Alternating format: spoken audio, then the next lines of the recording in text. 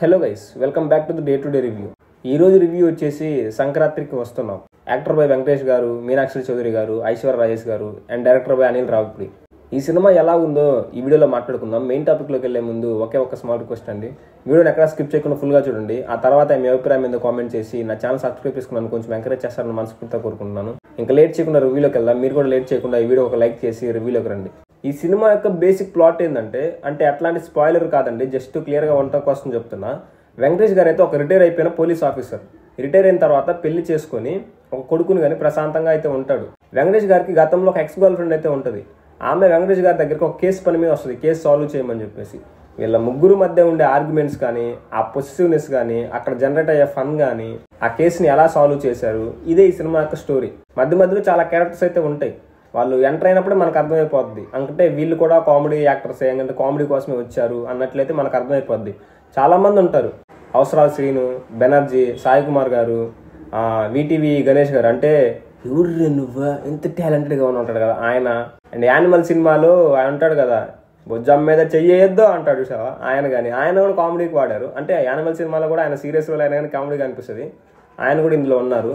ఇంకా రాజేంద్ర ప్రసాద్ గారు కానీ ఇంట్లో చాలా మంది యాక్టర్స్ అయితే ఉన్నారు. వాళ్ళు వచ్చిన ప్రతిసారి కూడా ఇంకా వీళ్ళు కామెడీ కోసమే వచ్చారు అన్నట్లయితే అనిపిస్తుంది. అంటే ఒక కేసు ఉంది కదా, ఒక కేసుని సాల్వ్ చేయాలన్నప్పుడు అది కొంచెం సీరియస్గా ఉంటుందేమో అనిపిస్తుంది మనకి. కానీ ఇంకా చివరి వరకు కూడా కామెడీతో వెళ్ళిపోతుంది. ఈ సినిమాకి బిగ్గెస్ట్ ప్లస్ పాయింట్స్ అయితే ఇద్దరే. ఒకళ్ళేమో అనిల్ రావిపూడి గారు డైరెక్షన్.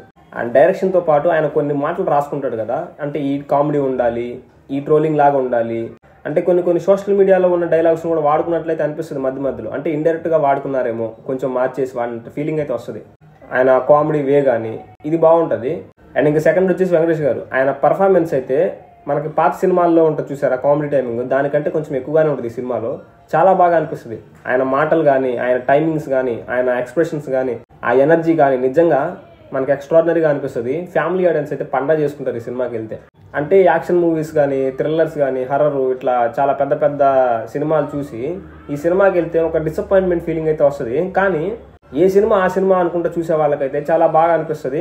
జనరల్ ఆడియన్స్ ఉంటారు కదా, ఏ సినిమా అయినా పర్లేదు, వాళ్ళకైతే చాలా బాగా అనిపిస్తుంది.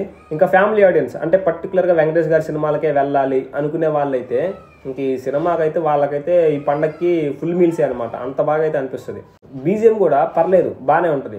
ఈ సినిమాలో బీజిఎం ఎట్లా ఉంటుందంటే కొన్ని ట్రాక్స్ అయితే కలుపుతారు. ఎట్లా అంటే కొన్ని మాటలతో వచ్చే ట్రాక్స్ ఉంటాయి కదా, అంటే పాత సినిమాల్లో కానీ లేకపోతే ఇన్స్టాగ్రామ్లో వచ్చే కొన్ని ట్రోలింగ్ వీడియోస్ ఉంటాయి కదా, ఆ మాటల్ని కలిపిన ఫీలింగ్ అయితే వస్తుంది. అంటే ఇండైరెక్ట్గా కలిపారేమో అన్నట్లయితే అనిపిస్తుంది. డైరెక్టర్స్కి ఒక్కొక్క స్టైల్ ఉంటుంది అనమాట. ఇప్పుడు రాజమౌళి గారిని చూసుకున్నట్లయితే నాకు వెంటనే గుర్తొచ్చేది ఆ విలన్స్ నేమ్స్ అనమాట. బైరెడ్డి, మల్లసూరి, బల్లాలదేవ, బెచ్చలదేవ, కాలకేయ, రణదే బిల్ల, తిట్ల, ఇట్లా రాజమౌళి గారి సినిమాల్లో విలన్స్ నేమ్స్ హైలైట్ ఉంటాయి అనమాట. అంటే బాగా మనకి గుర్తుపెట్టుకు తగ్గట్టు ఉంటాయి, చాలా యూనిక్గా కొత్తగా అనిపిస్తాయి. ఇప్పుడు ప్రశాంత్ నీల్ గారిని తీసుకున్నట్లయితే ఎలివేషన్స్, ఆ బొగ్గు, ఆ డార్క్నెస్ ఇదైతే ఉంటుంది. శంకర్ గారు అంటే మెసేజ్, పూరి జగన్నాథ్ గారు అంటే ఒక మాస్ క్యారెక్టర్, అంటే ఒక చిల్లర, అంటే పోక్రి యాదవ, అట్లాంటి క్యారెక్టర్లు ఉంటాయి. ఇట్లా అనిల్ రావిపూడి గారికి ఒక స్టైల్ అయితే ఉంటుంది. ఒక క్యారెక్టర్కి ఒక లోపం అయితే పెడుతుంది. లోపం అనాలో లేకపోతే ఒక మ్యానరిజం అనాలో తెలియదు, ఒక మ్యానరిజం అయితే ఉంటుంది.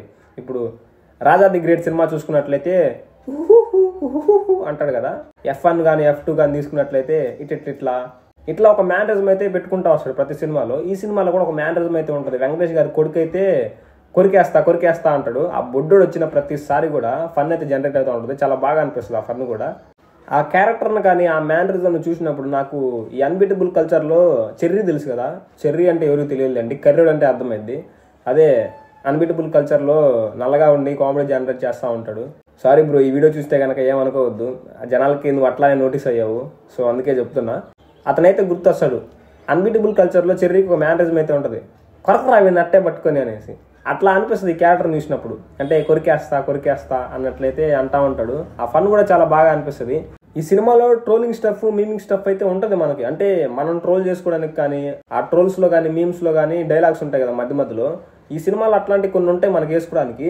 అండ్ మన రియాలిటీలో, అంటే ఇన్స్టాగ్రామ్లో, యూట్యూబ్లో ఉండే ట్రోలింగ్ మీమ్స్లో కూడా ఉన్న కొన్నిటిని అయితే సినిమాలో వాడుకున్నారు. అంటే ఇండైరెక్ట్గా వాడుకున్నారు, డైరెక్ట్గా కాకుండా. అవి కొంచెం క్లియర్గా చూస్తే అర్థమవుతుంది.